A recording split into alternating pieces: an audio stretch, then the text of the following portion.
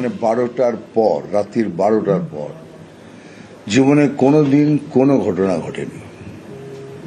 আর আজকে 8টার পর বলছেন মেয়েরা বেরোবেন। আর আমাদের ফ্যামিলি মানে কি, সে সেই 20 বছরের মেয়েও রয়েছে, বৌদিও রয়েছে, মাও রয়েছে, সবাই, এভরিবডি ইজ দেয়ার।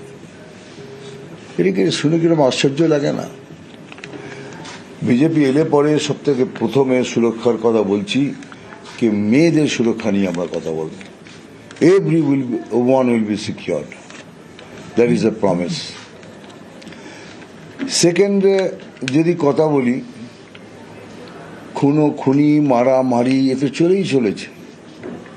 মানে কোনো জায়গায় কোনো নোটবন্দি, ভোটবন্দি, গ্যাসবন্দি, গণতন্ত্র বন্দি, জনগণ বন্দি।